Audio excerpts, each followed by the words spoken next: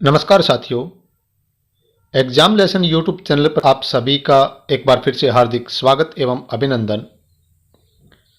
इस वीडियो में हम पढ़ेंगे संस्कृत साहित्य के इतिहास में वैदिक साहित्य। अगर आप फर्स्ट ग्रेड, सेकंड ग्रेड या फिर HPSC, UPSC, DSSB किसी भी ऐसी परीक्षा जिसमें संस्कृत विषय से संबंधित प्रश्न पूछे जाते हैं तो उनके लिए ये वीडियो बहुत ही महत्वपूर्ण है। तो सब इसमें हम जानते हैं वैदिक साहित्य में सबसे पहले वेदों के बारे में जानते हैं कि वेद शब्द का अर्थ क्या होता है। देखिए, वेद शब्द विद धातु से बना है। विद धातु के साथ गया प्रत्यय करने पर वेद शब्द निष्पन्न हुआ है। वेद शब्द के चार अर्थ होते हैं। अलग अलग अर्थों में वेद शब्द का प्रयोग होता है।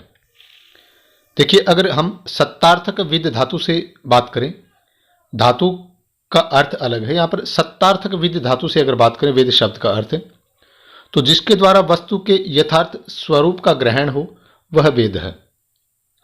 अगर ज्ञानार्थक विद धातु से बात करें तो धर्म और ब्रह्म का ज्ञान हो वह वेद है। अगर विचारार्थक विद धातु से हम बात करें तो जिसके द्वारा धर्म और ब्रह्म पर विचार किया जाए वह वेद है। लाभार्थक विद धातु से या प्राप्तार्थक विद धातु से जिसके द्वारा ब्रह्म के यथार्थ स्वरूप की प्राप्ति हो वह वेद है। तो वेद शब्द विद धातु के साथ गया प्रत्यय करने पर निष्पन्न हुआ और वेद शब्द के चार अर्थ होते हैं।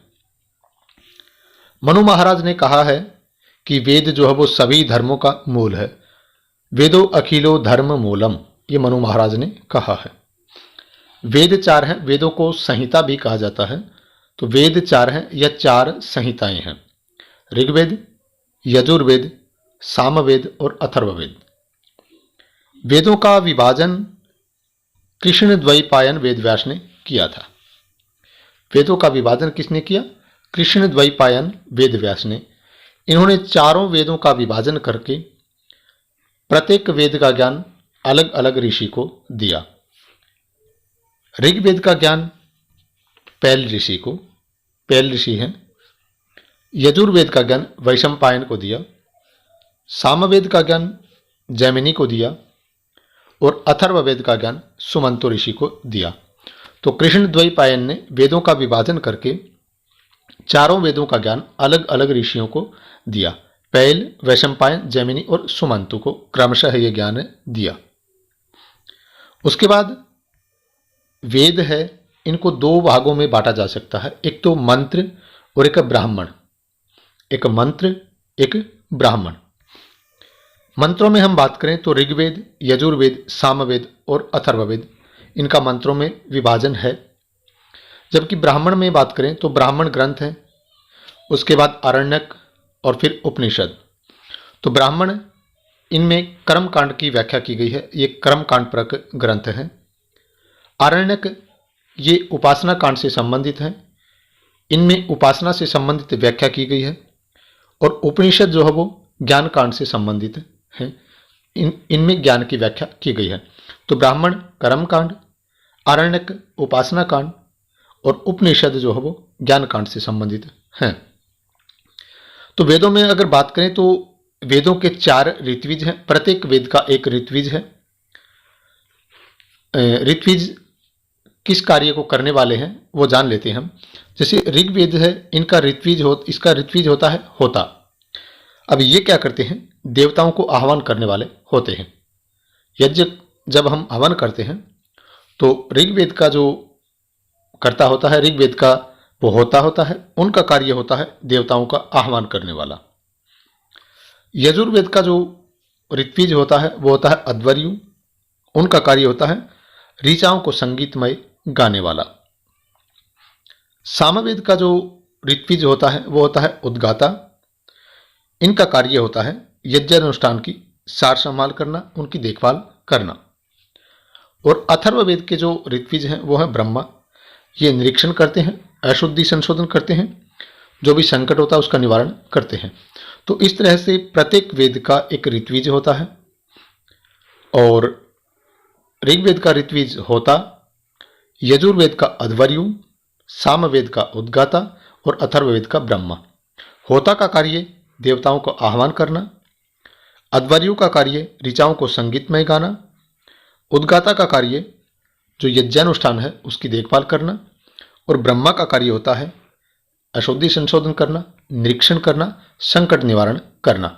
ये इनके कार्य होते हैं। उसके बाद होता है वेदत्रयी। वेदत्रयी मतलब 3 वेद। अब इसमें ऋग्वेद, यजुर्वेद और सामवेद को शामिल किया जाता है वेदत्रयी में। अथर्ववेद को शामिल नहीं किया जाता। क्यों नहीं किया जाता? क्योंकि इसमें यज्ञपरक मंत्रों की कमी है, न्यूनता है।